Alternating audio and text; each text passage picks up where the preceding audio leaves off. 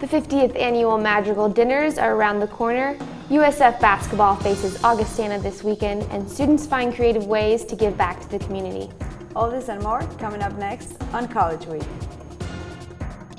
From the McDonald Center on the campus of the University of Sioux Falls, this is College Week with Julia Iverson, Irene Samaniego, and Sports with Miranda Kane.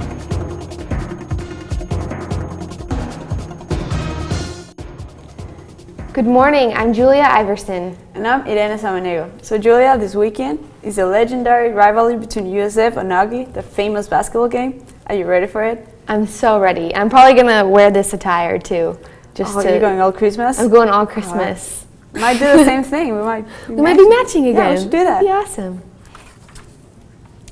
USF men's and women's basketball will face Augustana this Saturday evening. Women's tip-off is at 4 p.m. with the men following soon after at 6 p.m.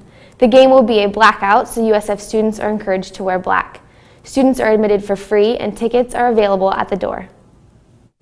Augustana students are collecting gifts the holiday season for area teens and families by overseeing Teen Town.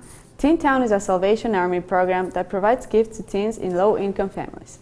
Students hope to collect at least 550 gifts in the range of $20 to $25 by Sunday, December 15th. Gifts can be brought to the Student Services Suite inside the Morrison's Commons.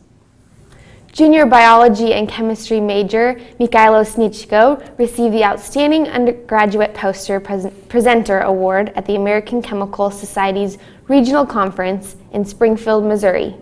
USF has received over $2 million for the National Institutes of Health to support an Institutional Development Award Center of Biomedical Research Excellence.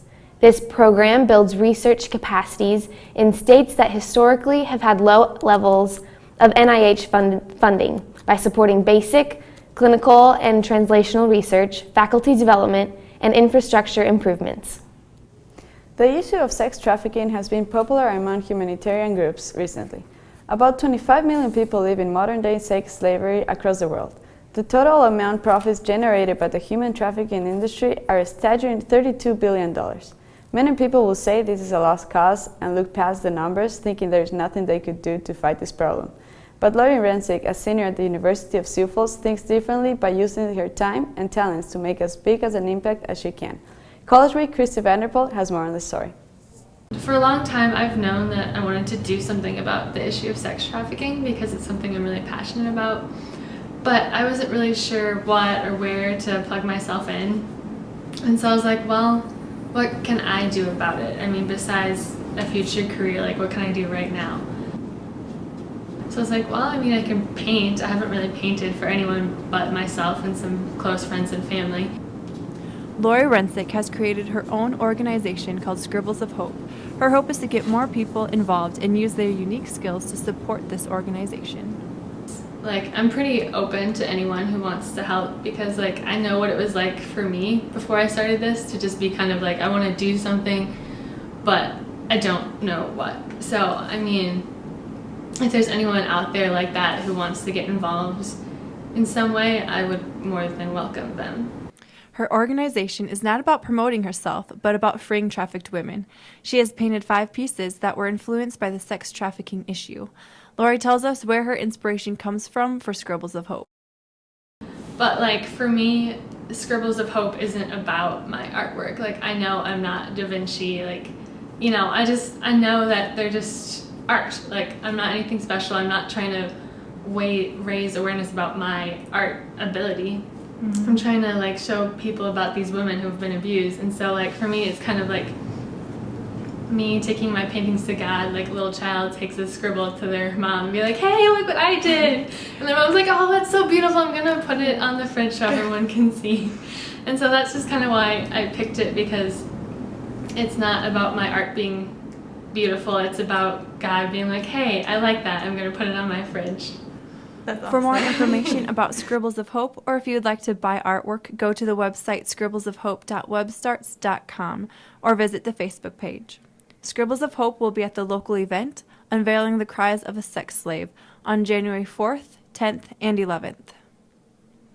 For College Week, I'm Kristen Vanderpool. The USF campus embraced Giving Tuesday this week. Giving Tuesday is a social media campaign to encourage people to volunteer their time, money, and efforts by making a difference in the community following a busy November shopping weekend. College Week's Jaden Buechelman reports on the event. There's Black Friday, of course, Cyber Monday, Small Business Saturday. So Giving Tuesday is kind of a fun way to switch mind shifts a little bit to more of the giving of the holiday season rather than the purchasing. And I grew up in West Texas, very rural West Texas. So there's the financial aspect of sponsoring a child through Compassion International, and we had the guest speaker at chapel this morning. With Compassion, she presented opportunities to sponsor kids and to partner with Compassion. She was very honest with her past and what she's been through in her life and how that has impacted her. We also had the kind of material, because we have a food drive going on to support Feeding South Dakota, so they could give of items, and then giving of their time, because we had a service fair in Java City from 11 to 1, and different organizations came, and students could learn more about those organizations and how they needed help with volunteers. Part of Giving Tuesday, and it's also Fair Trade Tuesday, and so we're a fair trade store, and I think we hit both pieces. All of our artisans and craft people are paid up front, and so they don't have to wait for the product to be sold before they get paid. I think it actually went really well. Of course, anytime you try something new, people are a little bit hesitant, but I think having the service fair in Java where students could see it made them ask questions and want to know more about the organizations that were there. And our hope is that next year we can get even more organizations to sign on and come and share their mission with our students. So I think that it was good, and that people will be more excited next year as they're used to the idea and they understand a little bit more. For me, it was kind of a realization of, okay, what are things that I'm passionate about, and how can I use my passions to serve other people? And not, I have to do this because it's a good thing to do, but what am I passionate about, and what's God done in my life to push me to serve in ways that I can serve.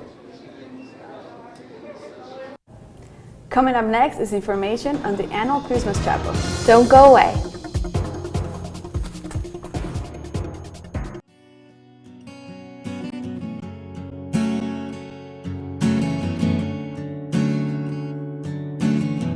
Sometimes the world moves faster than you do. It can move so fast that you just can't keep up. That's why you need to be able to trust people. You need to trust someone who can slow things down for you. I'm Jaden Miller, USF College Week anchor, and you can count on me to keep you up to speed.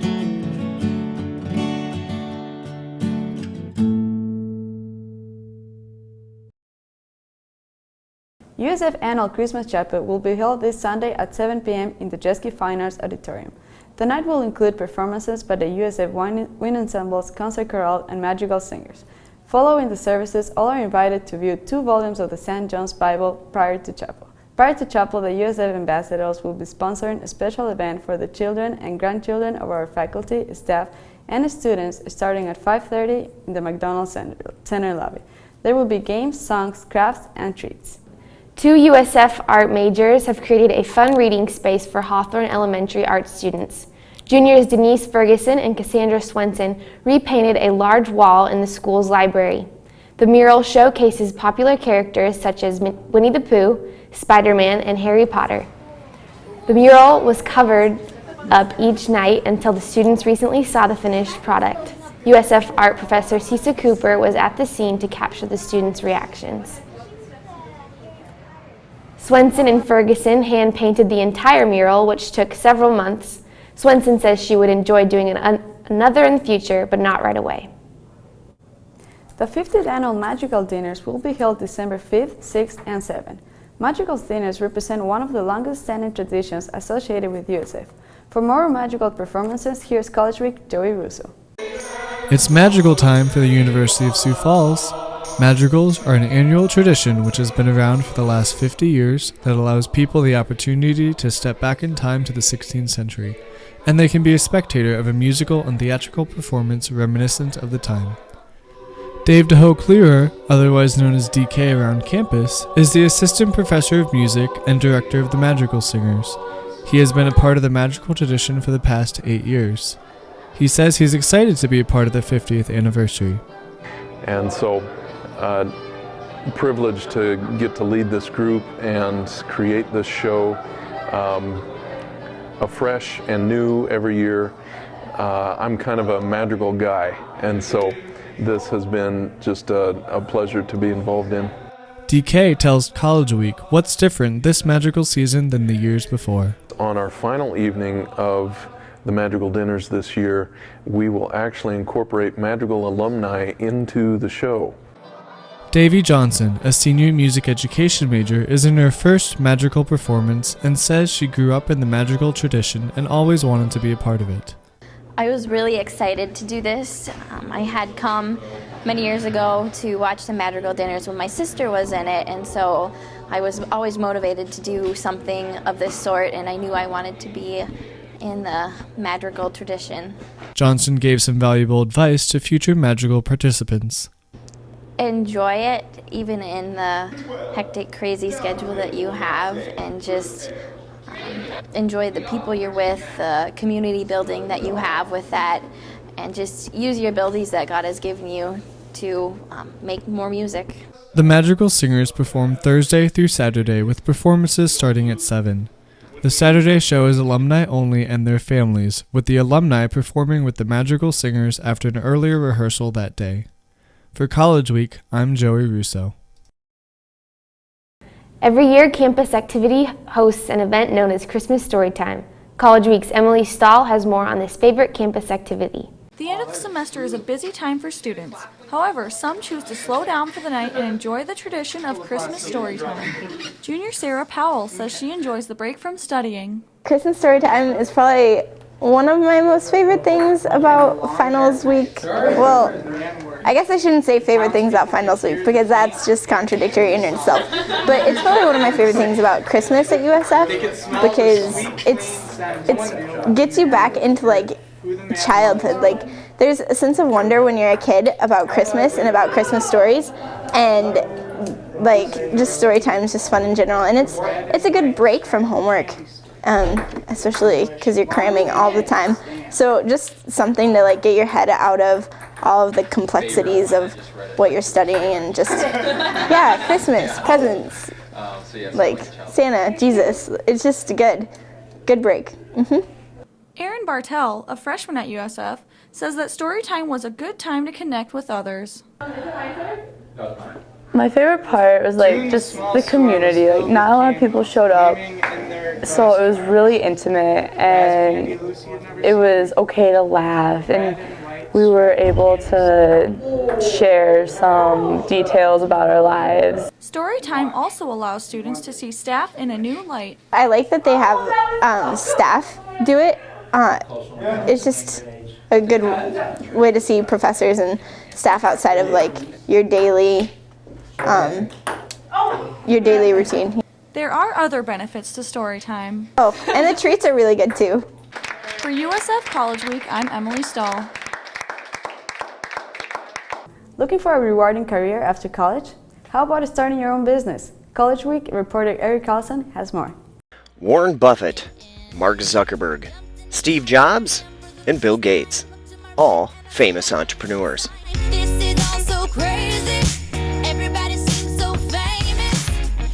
But you don't have to be famous to start a new business. Terry Steinholt of TDS Auto here in Sioux Falls started his business right out of his home. I actually started pretty low key, just working on some vehicles for friends and such out of my garage. And he learned a few things along the way.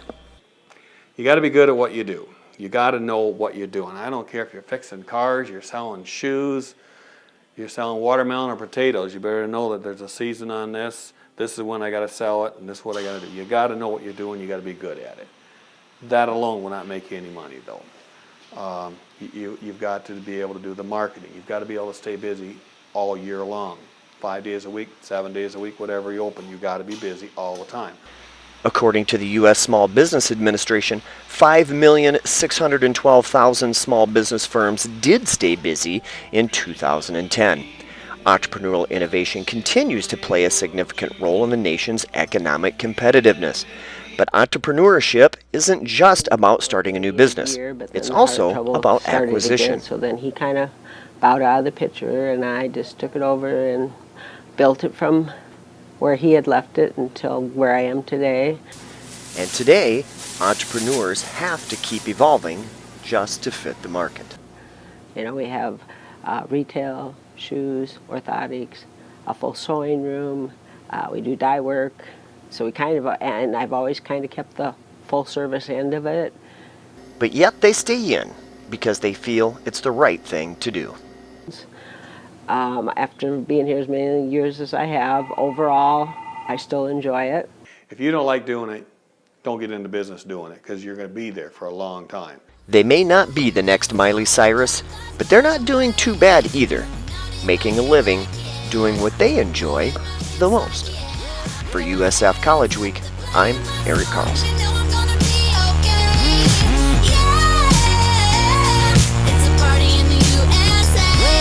Coming up next is Java Talk with Eric Carlson. We'll be right back.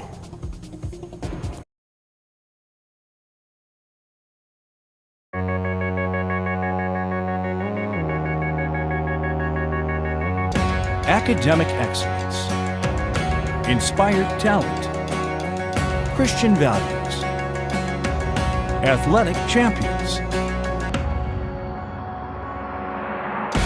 This is the University of Sioux Falls. Proud to be with you the whole way.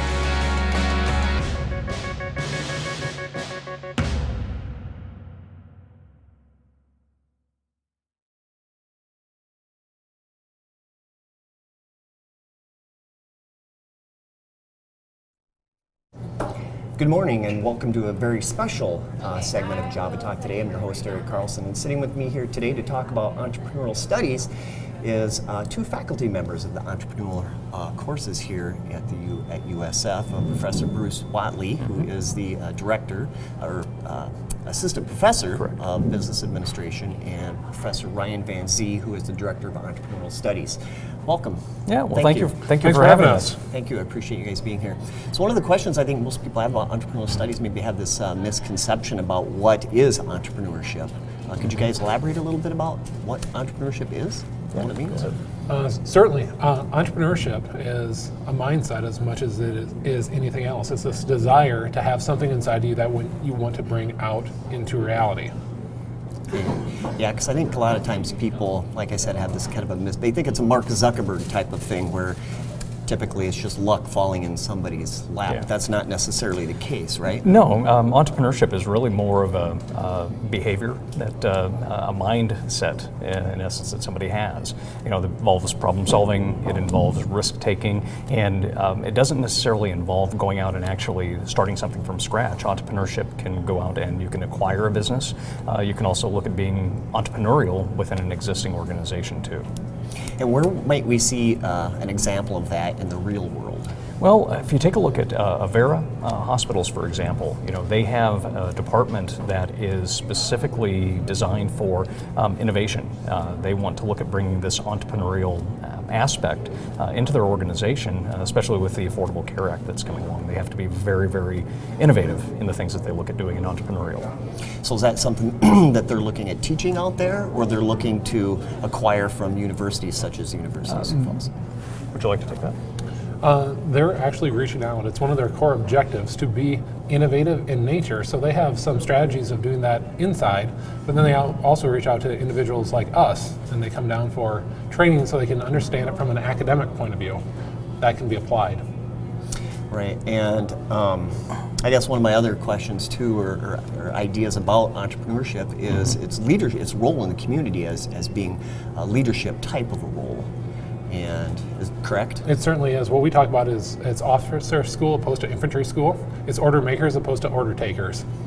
They identify the problem and then they figure out strategies to execute them, knowing full well they may not be right all the time, but the only way that you gain additional insight is by trying. Yeah. And some things go better than others, and then you build on what you learn and continue to move forward. Right. So we think about the whole Mark Zuckerberg thing where the problem was we didn't have Facebook and now we do. Right. So How about the school here at the University of Sioux Falls? We just acquired the major. When did that happen? That actually took place this fall as the first set of classes as far as the official launch of the major in entrepreneurship. So we see the University of Sioux Falls being very supportive in the role of entrepreneur studies. The University of Sioux Falls is poised to be an entrepreneurial leader in the region. We have a great deal of artists, both performing artists and musical artists, that have this desire to create. So that's a great area that we've grown from. But the university from its very inception has been entrepreneurial in nature, and now it's just a matter of fully embracing this entrepreneurial spirit and having it infused across all disciplines. Yeah, and that's where we were talking earlier about the interdisciplinary nature of entrepreneurial studies. How do we get this information out, or how can people be aware of this type of a role? Well, a lot of the things that we really try to tell people about is that entrepreneurial studies program itself looks at taking what you're passionate about and turning it into a profession. So it's a good marriage between, say, for instance, theology, individuals that wanted to go out and look at being a missionary or starting a church or being involved in a church. They're organizations in a sense where they need to understand customers, need to understand marketing, problem solving. So you take a look at art and having an art studio, English major being a freelance copywriter. Again, the mixing and matching is endless as far as the possibilities. So even if a student wasn't necessarily looking at acquiring an entrepreneurial degree, you would probably recommend maybe they would take at least one or two courses in this to help round them out, maybe, as an example. Certainly, the way we put together the major is so that you could easily double major. So whatever area you want to pursue, we say by all means do that, but you may want this entrepreneurial side to come up and help you understand how to implement what you want to do in the future. So they could take a course, they could take a minor, and it's designed to be very flexible. I think that's some great advice, and unfortunately we're already out of time already. Okay. It's a fast 5 minutes, I know, but I do appreciate you guys and being here today and give us a little insight into entrepreneurial studies program here at the University It was our of Sioux privilege. Falls. Thank you for your time. Yeah, thank you. Yep, thank you. And thank you for joining us as well here on Java Talk. Coming up next is Miranda Kane with sports.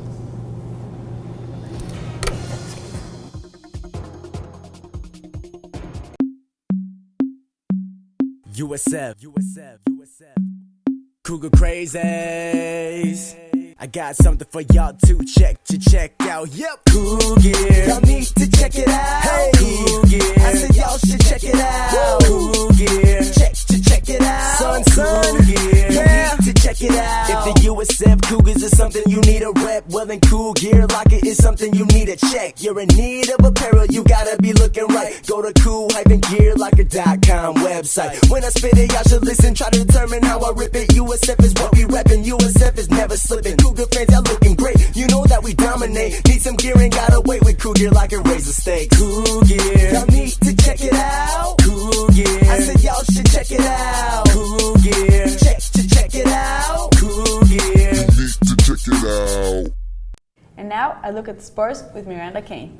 So Miranda, will we see you supporting USF this weekend? Definitely. I'll be working the basketball game, so if you see me in a bright event staff shirt, come say hi. Very nice. So you won't be wearing black for the blackout? Nope, I'll stick out like a sore thumb. That's awesome. Well, Cougar basketball is making some noise in the NSIC this season. The University of Sioux Falls men and women's basketball teams hosted the Southwest Minnesota State Mustangs last Saturday and ended the night with 2 Cougar victories. The USF women, 5-0, 1-0 in the NSIC, outlasted the Mustangs, 2-3, 0-1 in the NSIC, with a score of 70-60. The Cougars dominated in the paint, outscoring SMSU 42-18 in close range. Senior forward Laura Johnson led with 19 points and a game-high 10 rebounds, collecting her third double-double this season. Sam Necht added 14 points to the Cougar effort, while JC Ulmer contributed 13. USF finished 27 for 63 from the floor for 42.9% and 11 for 18 from the line. The Cougars out-rebounded SMSU 48-33 and had 15 turnovers to the Mustangs' 14. The USF men's basketball team followed up with a nail-biter, defeating SMSU 87-83 in overtime. USF, now 4-1, 1-0 in the NSIC, had 5 players with double digits in Saturday's game. Sophomore Jordan Stotts earned a new career best of 17 points. Robert Goffney added 15 points. Derek Brown and Charles Ward each contributed 13, and junior Brian Kolepski added 10. USF totaled 50.8% from the floor, 15 assists on 30 field goals, but despite the victory, the Cougars were out-rebounded 36-29 by the Mustangs. For more on Cougar basketball action, the USF men and women will host Wayne State Friday night and Augustana College Saturday night at the Stewart Center. With more on USF basketball, here's College Week's Thomas Marshall.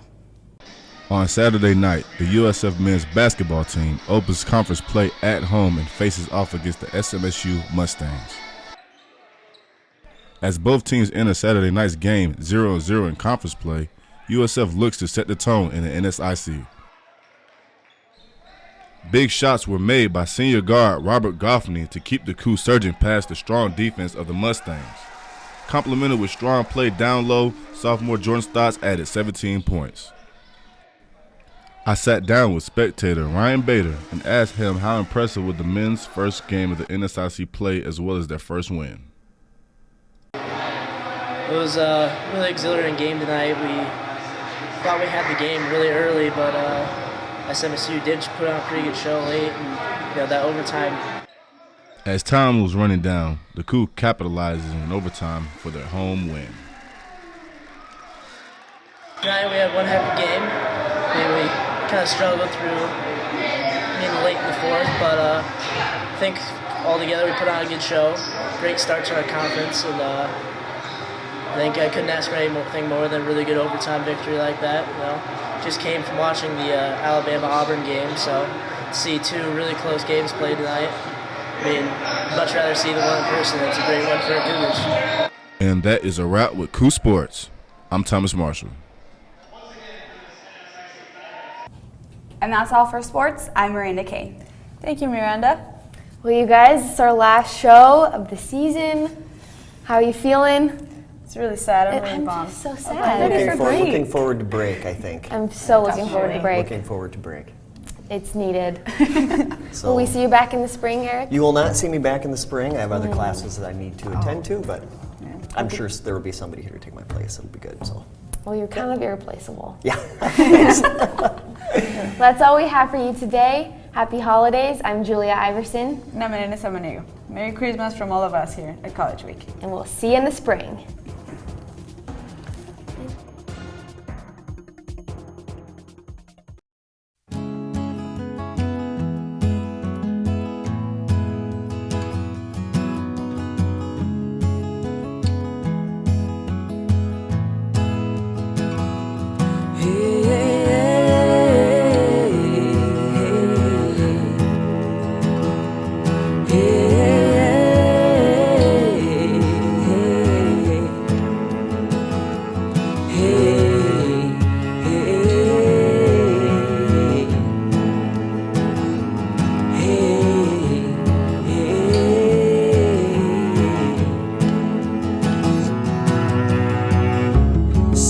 All hope in men has failed, and the walls of shame have prevailed. But I tell you, freedom is on the rise. Hey, for hope to break to the other side. When will we give our lives away? Debts of lust, our love will repay. Hey, restore the innocence of a slave, a dream to restore mankind. We've drawn the line.